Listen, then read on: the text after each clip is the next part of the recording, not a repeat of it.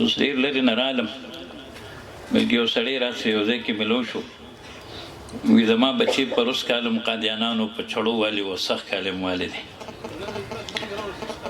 وړاندې زمون د دله 400 اجلاس چې مازیګر چونکې دا کار زموږ ستاسو د ټولو دی او ټول به کو که خیري دي زموږ ستاسو په لاسونو کې ټوپکې نشته کوتکې هم نشته تماچې هم نشته خو الحمدلله بیا هم ټول د نبی علیه السلام د ختم نبوت د قلعې پهرداران یو څوکیداران یو سیکیورټي ګارډ یو الحمدلله څوک به د چا سیکیورټي ګارډ وي څوک به د چا وي چې څوک وایي لا اله الا الله محمد رسول الله صلی الله علیه وسلم د رسول الله مبارک د ختم نبوت د قلعې څوکیدار دی سیکیورټي ګارډ دی د ختم نبوت د عقیدې محافظ دی محترم په موږ تاسو د الله پاک ډېر احسانات دي او الله فرمایي تاسو زما د یو نعمت سره چې څونه نعمتونه تعلق لري هغه نشئ شمارلی وین تعدوا نعمت الله لا تحصوها خو الله پاک موږ ته صرف د خپل نعمتونو یاد دهاني وکړه چې تاسو زما نعمتونه نشئ شمارلی والله جل جلاله په موږ باندې ثباتنه ونکړه احسان جوړلانا چې ستوي الله پاک په موږ ونکړه الله پاک موږ ته یاد دهاني کوي کله په یو طریقه کله په بل طریقه لیکن الله پاک په موږ د خپل نعمتونو ثباتنه نه کوي او الله پاک به د هر نعمت باره کې خامخا تپوس کوي ثم لتسألن يومئذ عن النعيم بلا می تاکید نون تاکید سره الله فرمایي زه خامخا ضرور به ضرور تاسو نه د هر نعمت باره کې پوښتنه کوم نو عزتمند موږ وګورو چې الله جل جلاله زمنګ نه د هر نعمت باره کې به تپوس کوي او بیا په یو نعمتم عموما الله پاک په موږ ځباتنه نه کوي د ټولو نعمتونو نه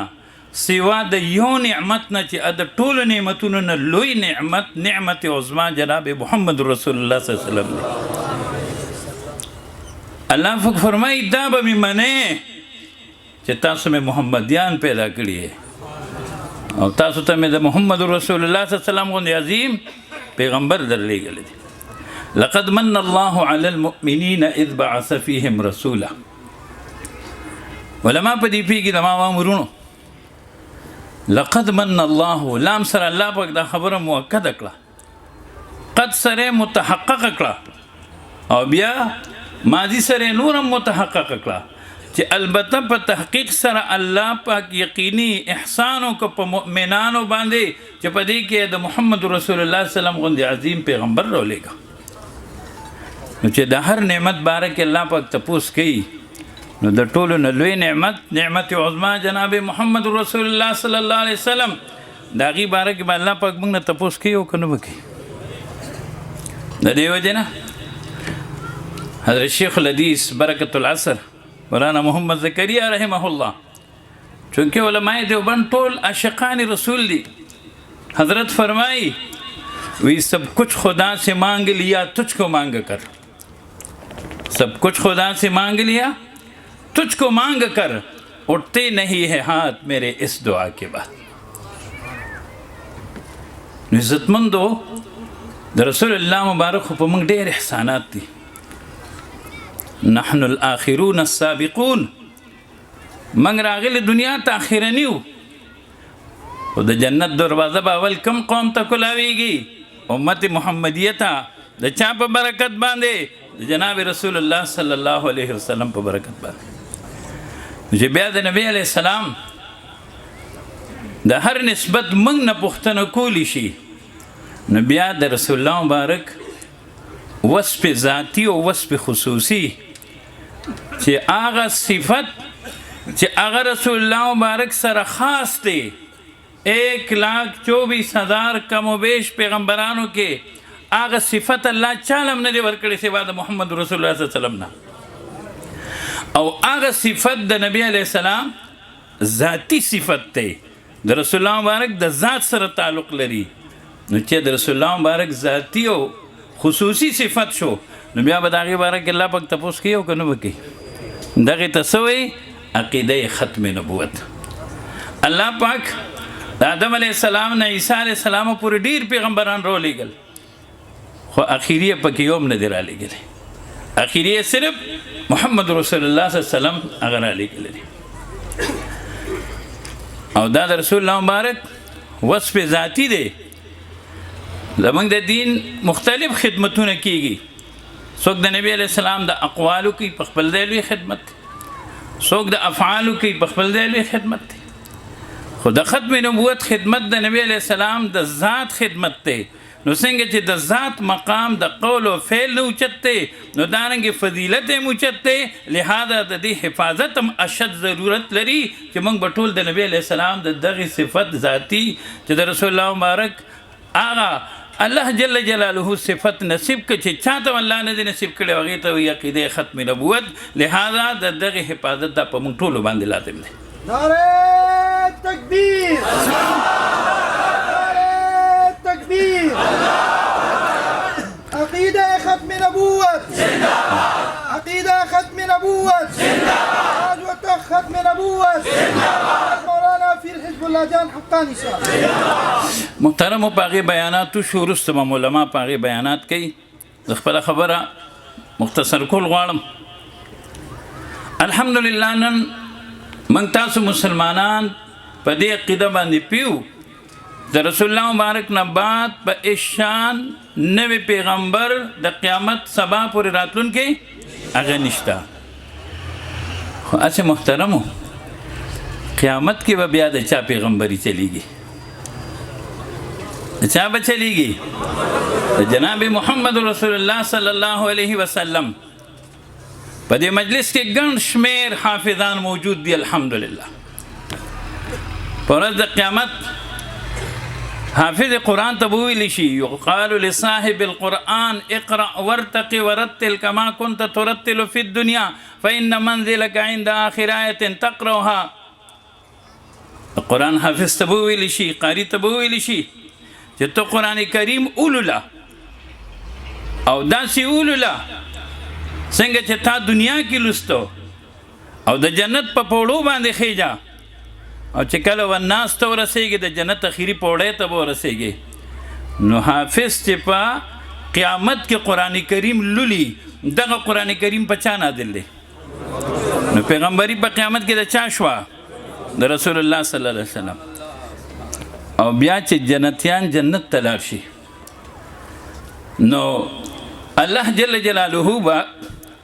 داود علیه السلام ته فرمایي چې تلاوت وکړه نو داود علیه السلام به د سوره دخان تلاوت فرمایي په داود علیه السلام خو زبور شریف نازل دی او سوره دخان د کوم کتاب صورت دی قرآن کریم په چا نازل دی داود علیه السلام به د کوم کتاب تلاوت کوي کوم چې په محمد رسول الله صلی الله علیه وسلم باندې نازل دی لہذا په جنت کې د چا پیغمبري شوه محمد رسول الله صلی الله علیه وسلم او بیا به رسول الله مبارک ته الله پاک حکم وکړي نو نبی علیه السلام به د سوره یاسین او سوره طه تلاوت فرمایي دغه دواړه سورتونه د کوم کتاب سورتونه دي په چا نازل دي او بیا د سوره یاسین ته سوچ وکړو یاسین والقرآن الحکیم انک لمن المرسلین استاد محترم امام اهل سنت علامه محمد سرفراز خان صفد رحمت الله علیه موږ ته درس کې فرمایل چې سین سید الحروف دی او الله پاک په سید کائنات باندې دې کې چې کوم مخاطبه فرمایي نو په سید الحروف سره فرمایي چې یاسین اے د ټول کائنات سردارا کافرانو وی لست مرسلا ته د خدای رسول نه ما ستا رب ته د قسم ضرورت نشتا زستا رب ستا د پیغمبرې دپاره قسم خورم والقرآن الحکیم زما د په قرآن حکیم باندې قسمی محبوبه انک لمن المرسلین جمله اسمیه ده چې ته همیشه نه زما د پیغمبرانو نه انک سره جمله الله پاک داسې وګرځول اسمیه چې په دوام استمرار دلالت کوي، یعنی چې د الله خدایي د کله نه ده نو د رسول الله مبارک مصطفی د هغه وخت نه د عزتمند او لام سره خبره نوره مؤکده شو. ولې الله پاک چې په ازل کې د انبیو نه وعده اخیسته، وَإِذْ أَخَذَ اللَّهُ مِيثَاقَ النَّبِيِّينَ لَمَا آتَيْتُكُم مِّن كِتَابٍ وَحِكْمَةٍ ثُمَّ جَاءَكُمْ رَسُولٌ مُصَدِّقٌ لِّمَا مَعَكُمْ لَتُؤْمِنُنَّ بِهِ وَلَتَنصُرُنَّهُ. د رسول الله مبارک په سر یې وعده اخیستې ده، لہذا د آدم علیه السلام نه والا د عیسی علیه السلام پورې څونه پیغمبران چې دي د هغې امتیان د خپلو پیغمبرانو امتیان دي، او د هغې امتیانو پیغمبران د رسول الله مبارک امتیان دي. نو رسول الله مبارک چې څنګه د صحابو پیغمبر دی، بالواسطه د تابعینو د قیامت د سبا پورې د ټولو مسلمانانو پیغمبر دی، دارنګې رسول الله مبارک د ټولو پیغمبرانو پیغمبر دی.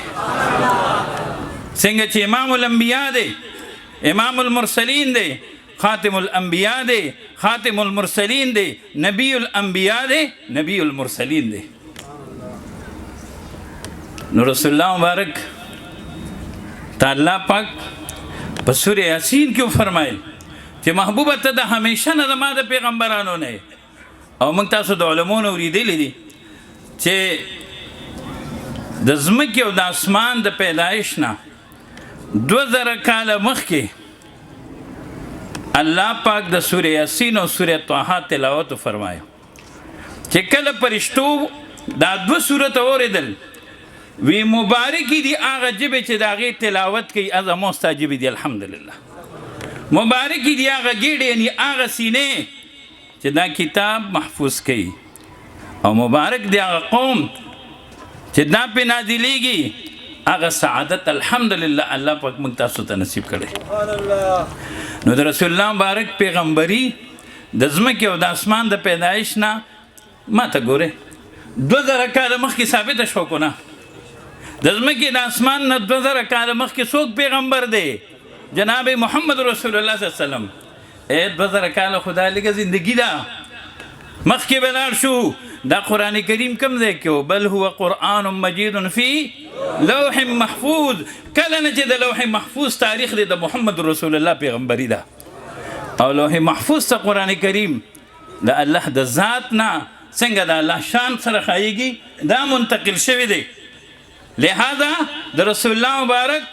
پیغمبري وا د پیغمبر علیه السلام پیغمبري ده، د پیغمبر علیه السلام پیغمبري هغه ابد الابد به وي زموږ عزتمند.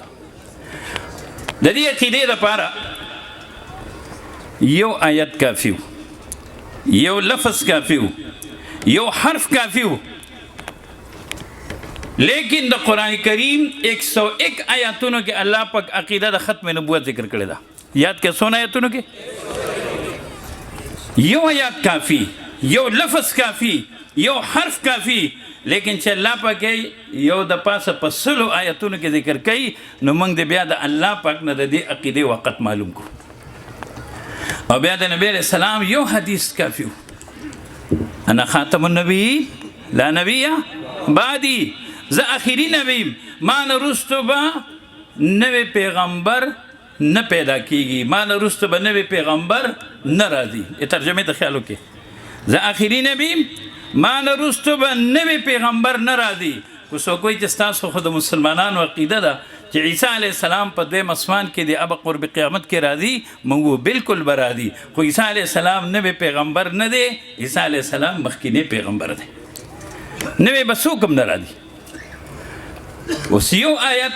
یو حدیث، یو جمله، یو حرف هغه کافي، لیکن رسول الله مبارک په 210 احادیثو کې موږ ته د عقیده ذکر کړی. او بیا د صحابو لومبنی اجماع په عقیده د ختم نبوت منعقد شوې ده. د رسول الله مبارک په ټول جون مبارک کې دا مرګري ما ته ګوره زه تاسو ته لګیم د نبی علیہ السلام په جون کې رسول الله مبارک په 28 جهادونو کې خپل شرکت کړی دی، او 2 لښکرې په خپل جون کې تشکیل کړي دي. د نبی علیہ السلام په جون مبارک کې مجموعي طور باندې 200 صحابه کرام شهیدان شوي دي. 259 او د ختم نبوت د خاطره په یو جنگ یمامه کې 12,500 صحابه کرام شهیدان شوي دي. مرګري ماته ګوره بار بار د تنه شمېلې په جنگ یمامه کې 12,500 صحابه کرام شهیدان شوي دي. په هغه 12,500 کې 1,900 حافظان د قرآن شهیدان شوي دي. په هغه 12,500 کې او یا صحابه کرام هغه شهیدان شوي دي چاته چې الله پاک په جنگ بدر کې شرکت نصیب کړو. او د جنگ بدر شهدا خو پرېږده هغې ته الله پاک هر څه معاف کړي دي. هغې سره الله پاک څوک هم نه یو ځای کوي. په جنگ بدر کې 14 صحابه شهیدان شوي دي او یا کافران مردار شوي دي او یا جمدي گرفتار کړي شوي دي. هلته 14 د انصارو مهاجرینو نه په شریکه شهیدان کیږي. او دغه جنگ بدر د شرکاو نه 70 صحابه کرام د ختم نبوت د خاطر په جنگ یمامه کې شهیدان کیږي. تکبیر ختم نبوت ختم نبوت ختم نبوت تکبیر. د صحابه کرامو نه موږ د دې عقیدې وخت معلوم کو. بیا 1400 کاله د مسلمانانو تاریخ روښانه دی الحمدلله. څنګه نن تاسو راجمع شوي تاسو خو ټول مولیان نه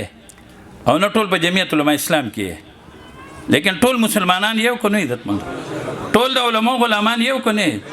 عالمی مجلس صاحب اوس ختم نبوت خالصتا غیر سیاسی تنظیم دی د ټولو مسلمانانو مشترک تنظیم دی. مقصد یې څه دی؟ د عقیدې د ختم نبوت حفاظت.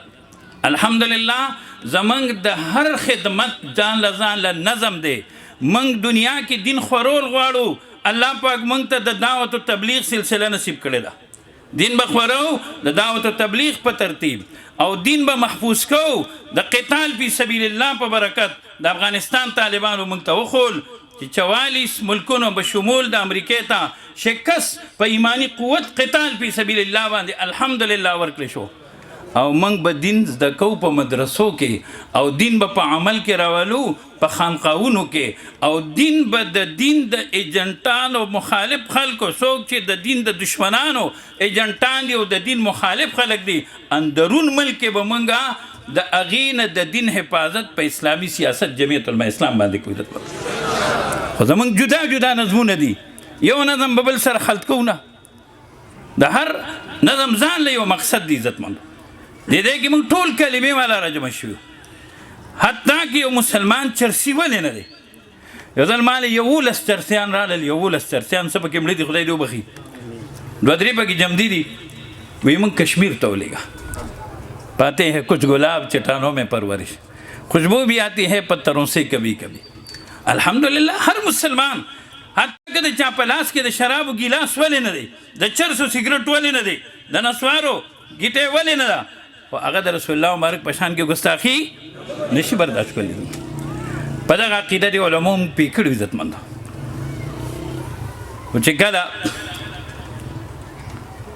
د انګریز خلاف د مسلمانانو قربانۍ ورکړئ دا ډېر اوږد تاریخ درته زه شارټ کټ ذکر کوم. نو انګریز یو کمیشن تشکیل کا چې دا یې د نوې تحریکونه راوچتېږي. دا تحریک ازادي ده دا ریشمي رومال دی دا ترک موالات دی دا تحریک خلافت دی دا سید احمد شهید رحمت الله علیه دی شیخ اسماعیل شهید رحمت الله علیه قربانو ته مونږ ګورو عزتمندو. دا د علماء دیوبند هغه قربانۍ دي. هغه ټیم سروې وکړو رپورټ کې 3 خبرې راغلې چې جهاد به ختمول پکاري جذبه جهاد به ختمول پکاري علما به ختمول پکاري قرآن به ختمول پکاري. په 3 کال کې 3 لکه د قرآن کریم نسخې ضایع کړي. په زرګو علما شهیدان کړي شو. او د جذبه جهاد د ختمولو دپاره د قادیاني نه په دروغه د پیغمبرۍ دا وکړه او هغې اعلان وکړو تم چھوڑ دو اے دوستو جہاد کا خیال دین کے لیے حرام ہے جنگ اور جدال استغفر الله. او چې کله پاکستان جوړ شو نو موږ هم ډېر خوش قسمته یو. نو زموږ لومبنی وزیر قانون هندو راغلی دی. ګورې ها بابرخان وره زموږ د ملک لومبی وزیر قانون نوم یې څه دی؟ نوم یې په ناره ګېډه نشي اخیستی. سردار جو گندرناتھ منڈل سردار جوګندرنا منډل جهانگیر اجي صاحب څونه وخت کې به یاد کې زه بیا عزت خان لالا سره مشوره وکړو دا خو د هندو نوم دی ولا الله پاک قرآن کې د فرعون نوم ذکر کړی دی که نه دی موږ د ختم نبوت د خاطره د دې هندو نوم یاد کړی دی او زمونږ لومبې د فوج مشر عیسائی و د فوج مشر زمونږ عیسائی و او د ملک وزیر خارجه قادیانی و وزیر خارجه قادیانی و ستاسو د ټولو خصوصا د دې مرګورو د ګرمۍ تناسه دی الله قبوله کړي سلو 15 کاله زمونږ علماو صبر وکړو هندوم زمونږ مذهب نه چېړه عیسایم نه چېړه خو چې کله قادیاني وچېړه نو علما خو دا موخې د خدای نه غواړي او بیا علماء حق علماء دیوبند هغو په هر یو باطل پسې د غشي په شانتې الحمدلله روان دي موږ دې نه هم قادیانانو ته چیلنج ورکوو چې هغه خپل ګیدړ هم راولې که نه مرزا په نوم مسرور نه دی مغموم دی مسرور موږ یو الحمدلله خوشحاله او مسرور تاسو الحمدلله چې ایمان د چاني ابس مسرور وي لیکن دا ګیدړ بچې د یارې نه هندوستان ته راځي او نه پاکستان ته راځي موږ راشه دا کلو میدان دی دې کې به اور بلکو د دې ناقې او د شالم او د بابوزو د ګردو نوا د خشاکونه به روړو پټرول به پې واچو یو خطرناک اور به بلکو او ستاسو د طرفه به دویم لا اله الا الله محمد رسول الله صلی الله علیه وسلم هغه ورته به زم وردانګم د قادیانانو مشر به هم وردانګي چې کوم اوسفدیده په باطلي چې کوم بد شو په حق یې الحمدلله نن پورې زموږ دا چیلنج نه چا قبول کړی دی نه د یو کافر بچی د قیامت سبا پورې قبلولی شي دتمه نعره تکبیر تاجدار ختم نبوت عقیده ختم نبوت صدای ختم نبوت نعره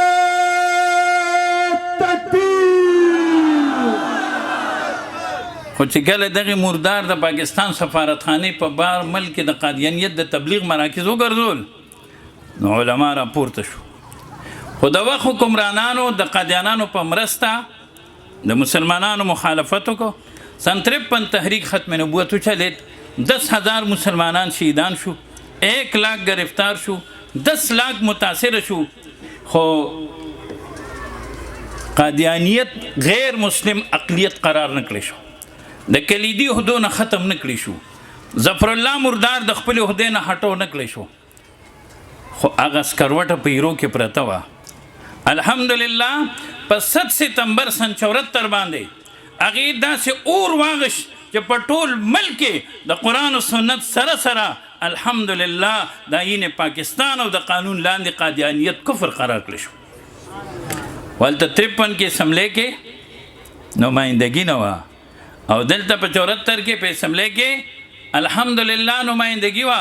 ټول مکتب فکر را جمع شو او قائدانه کردار هم په اسمبلی کې دننه بهر علماء حق علماء دیوبند ادا کړی دی مناظره مفکر اسلام مفتی محمود رحمت الله علیه کړی دا قادیانې د اسمبلی په فلور باندې الحمدلله کافر ثابت کړی دی موږ د ټولو پاټو والا شکریا ادا کوو چې د ختم نبوت دپاره یې دستخط کړی دی خو الحمدلله په دلایلو سره کافر چا ثابت کړی دی علماء کرامو نن پورې قادیانانو د هغه آیین پاسداري نه ده کړې دا زموږ د حکومت ذمهداري ده چې په قادیانانو دی د ملک د بغاوت مقدمه درج کړی شي چې ولې هغوی د ملک آیین نه مني بیا په 26 اپریل سن 84 کې امتناع قادیانیت اډینن پاس شو چې شاعر اسلامي بزان دپاره قادیانان نه استعمالي خاتم النبیین والمرسلین صلی الله علیه وسلم جناب محمد عربی صلی الله علیه وسلم دی قادیانان وی خاتم المرسلین نعوذ بالله مردار یا دی غدی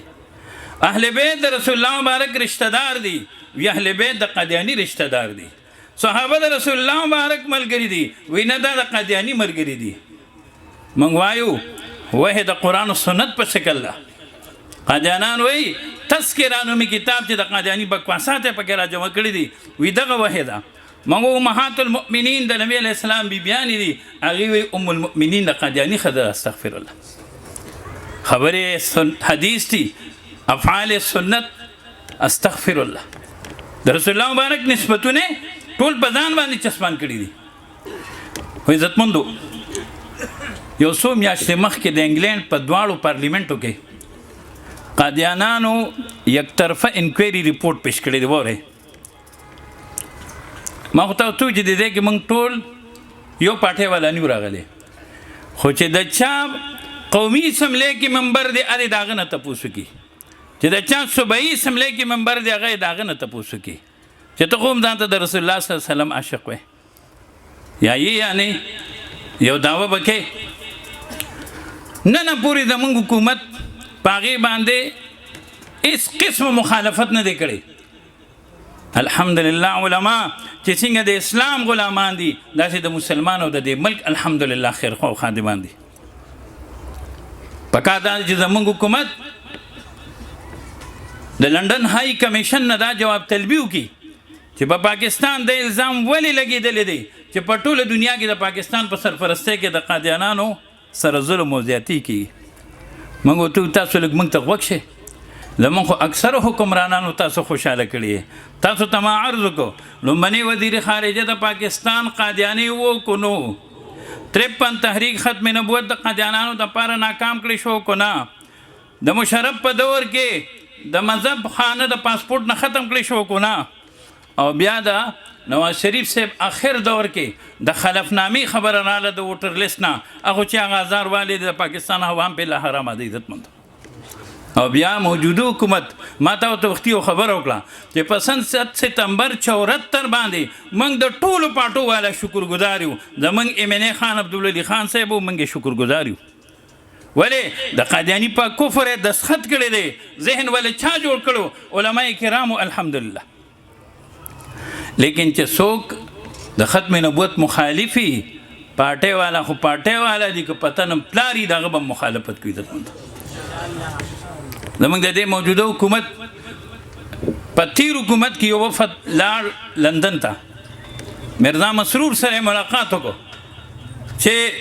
موږ له به تاسو ووټ راکوئ. هغه ورته یې ویل خو زموږ ووټ شته نه. بعضې وخت سړی غلط وي خو یو خبرې ټیک وي.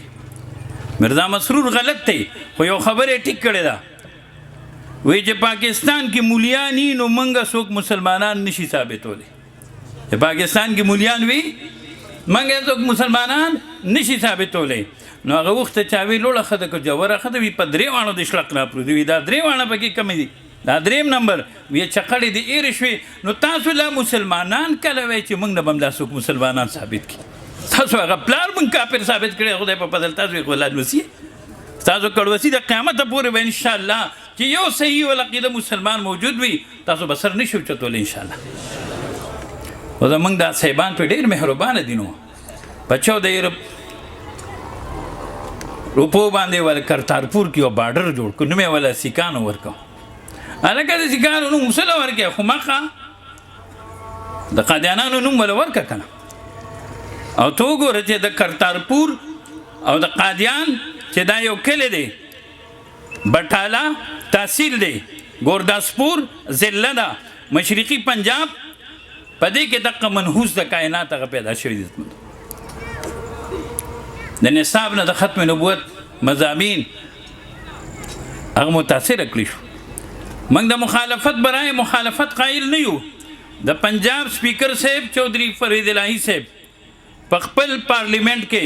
برا دغه حدیث مبارک الحمدلله هغه لیکلی دی، موږ یې شکریا ادا کوو. الله دې زموږ سپیکر صاحب له همدا توفیق ورکړي. او دارنګې یو 2 قادیانان دي، یو عبدالشکور دی یو وجیه الدین دی. په عبدالشکور 2024 پورې قید ختلی و، هغه دی حکومت رها که چا دپاره؟ قادیانانو دپاره. عاصیه ملعونه همدې سره مو عین سره وایي، عاصیه ملعونه د چا دپاره رها کړی شوه؟ د قادیانانو دپاره. لیکن عزتمندو یاد لرئ زموږ د چا د ذات سره مخالفت نشته، زموږ د غلطې عقیدې سره مقابله ده، مشرانو هم کړې ده، کوو به انشاءالله موږ به د خلکو ذهن دا جوړو قیامت پورې به دا وي. ډېر خلک د ختم نبوت خدمت کوي، الله یې د ټول خدمتونه قبول کړي. لیکن دې وخت کې په ټوله دنیا کې چې د ختم نبوت د خدمت اعزاز چاته حاصل دی هغه عالمي مجلس تحفظ ختم نبوت دی. دا د 25 ستمبر لیقت باغ کې غټ کانفرنس دی. په 7 ستمبر مینار پاکستان کې دی په 7 ستمبر دلته خپل زموږ ستاسو پیښور کې سالانه کانفرنس دی زه په دې الحمدلله کانفرنس هغه شروع دی 6 ستمبر زموږ دپاره د فخر ورځ ده چې زموږ د ملک آرمی د ملک د جغرافیایي حدود حفاظت کړی دی خو د 7 ستمبر ورځ هغه د هغې نه اهمیت والا ده چې هغه ورځ باندې د ملک الحمدلله د نظریاتي حدود حفاظت شوی دی او د جغرافیایي حدود اهمیت په خپل دی خو د جغرافیایي حدودو نه د نظریاتي حدودو مقام چې دی هغه اوچت دی لہذا څنګه چې موږ تاسو په 6 ستمبر باندې خوشحالي مناوو موږ له په 7 ستمبر باندې خوشحالي مناول پکار دي او هغه د اسمبلی ممبران هغه بزرگان چې هغې موږ ته دا قانون نصیب کړی دی نن په موږ دا پابندي څوک نشي لګولی یا هغه وختو چې سن 53 تحریک ختم نبوت کې تاج و تخت ختم نبوت زنده باد نعره باندې پابندي وه نن کو زه کلو میدان کې لګیم کو بازار کې لګیم کو تاڼه کې لګیم کو سیشن کورټ سیول کورټ هائی کورټ سپریم کورټ کې لګیم کو هر ځای کې لګیم زه چې څنګه دا د اسلام او د ختم نبوت خدمت ګڼم الحمدلله دا د آئین پاکستان خدمت ګڼم نعرة تكبير تاجداري ختم نبوة تاجداري ختم نبوة تاجداري ختم نبوة نعرة تكبير ان شاء الله خدمت وکړو خدای عالمي مجلس تحفظ ختم نبوت لاندې دلته چې د کوم علاقو مرګري راغلي 2 تاریخ باندې میا ګجرو کې ان شاء الله کانفرنس دی د عام مرګرو ته زموږ تاسو له ولاک رسالې شروع کې سونه علماء کرام یې میاشت کې کم از کم یو بیان په ختم نبوت باندې کوي ختم نبوت خط و کتابت ځان ته شروع کړه زموږ یو طالبه ده 540 طالبات و زنانو ته میاشت یو نیمه مخکې دا خط و کتابت ترتیب الحمدلله شروع کړو دارنګه ختم نبوت رساله ځان ته جاری کړي په علاقو کې د مشورې لاندې دفتر وباسي هغې کې کتابونه کېدی بهر ملک ته چې کوم ملګري دي خصوصا د هغې عقیده د ختم نبوت مطابق هغه جوړه کړي الله هم قدر وکړه الله هم عزت وکړه یو 2 درود شریف ته آخره کې ویم انشاءالله د حضور صلی الله علیه وسلم دیدار هم الله پاک نصیب کړي زموږ د حضرت مرشد پاک مفتی اعظم پاکستان مفتی محمد فرید صاحب رحمت الله علیه وظیفه ده 3 جمعې زر کرته دا درود شریف وایي اللهم صل علی سیدنا محمد النبی الامی دا 3 جمعې زر کرته وایي انشاءالله د رسول الله مبارک دیدار به نصیب شي او یو بل درود شریف دی وصلی الله علی حبیبه سیدنا محمد واله وسلم دا هر شپه چې ویلی شي باوضو 400 بار وایي انشاءالله د خپل پیغمبر دیدار به الله پاک نصیب کړي موږ سره یو طالب دی مدرسه کې ملنګ شان دی طالب دی 2 کم سل کرته د رسول الله مبارک دیدار نصیب شو 3 کرته د الله جل جلاله دیدار نصیب شو الله دې ستاسو د ټولو قدر وکړي الله عزت وکړه ستاسو د ټول تنظیم انتظامی پولیس والا مرګرو د خدمت والا د ټول موږ ممنون او مشکور یو الله قدر وکړه هذا واخر دعوانا الحمد لله رب العالمین